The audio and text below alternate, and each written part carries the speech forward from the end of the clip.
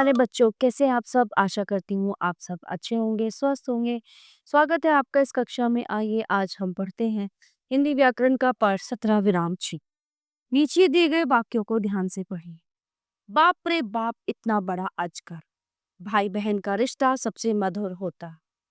नेताजी ने कहा, तुम मुझे खून दो, मैं तुम्हें आजादी दूंगा। विराम का अर्थ है ठहरना या रुकना। लिखित भाषा में स्थान स्थान पर रुकने अथवा उतार चढ़ाव आदि को दर्शाने के लिए कुछ चिन्हों का प्रयोग किया जाता है और ये चिन्ह विराम चिन्ह कहलाते हैं।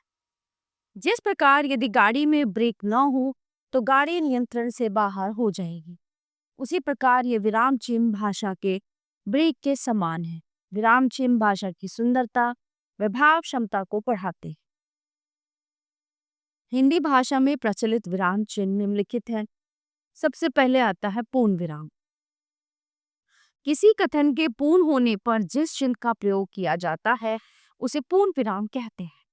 जैसे मैं छठी कक्षा में पढ़ती हूँ, परिश्रम करने से ही जीवन में सफलता मिलती। अल्प विराम। अल्प का अर्थ है थोड़ा, अतः जिस चिन्ह का प्रयोग थोड़ा ठहरने के लिए किया जाता है उसे अल्प विराम कहते हैं। जैसे नहीं, तुम ऐसा मत कहो। अंकुश आराम करके खाना खाकर घूमने गया। ये वही पेंटिंग है जो तुमने मुझे उपहार में दी थी। प्रश्नवाचक। प्रश्नवाचक शब्दों एवं अवयव के बाद लगाए जाने वाले चिन्हों को प्रश्नवाचक चिन्ह कहा जाता है। जैसे यह पुस्तक किसने लिखी है, क्या ये घर मिस्टर खान का है, तुम कब तक लौट आओगे। विस्मयादिबोधक। जिन चिन्हों का प्रयोग विस्मय शब्दों अरे, हाय, हर्ष, शोक, घृणा, नफरत, आश्चर्य आदि का भाव व्यक्त करने के लिए किया जाता है उन्हें विस्मयादिबोधक चिन्ह कहते हैं। जैसे वाह, कितना सुंदर बगीचा है, अरे ये तुमने क्या कह दिया, हे भगवान हमारे ऊपर दया बनाए रखना। उदाहरण से जिन चिन्हों का प्रयोग किसी के द्वारा कहे गए कथन को जैसा है वैसा प्रकट करने के लिए किया जाता है वे उदाहरण चिन्ह कहलाते हैं। जवाहरलाल नेहरू ने कहा, आराम हराम है। उसने मुझसे पूछा, तुमने किताब पढ़ ली। उपनाम। उपनाम तथा किसी शब्द को विशेष रूप से लिखने के लिए इकहरे उदाहरण चिन्ह का प्रयोग होता है। जैसे द इकोनॉमिक टाइम्स हिंदी और अंग्रेजी दोनों में छपता है। महाकवि हरिवंश राय बच्चन अमिताभ बच्चन के पिता थे। सूर्यकांत त्रिपाठी निराला निर्देशक चिन्ह। इस चिन्ह का प्रयोग संवाद, वार्तालाप आदि में वक्ता के नाम के बाद किया जाता है।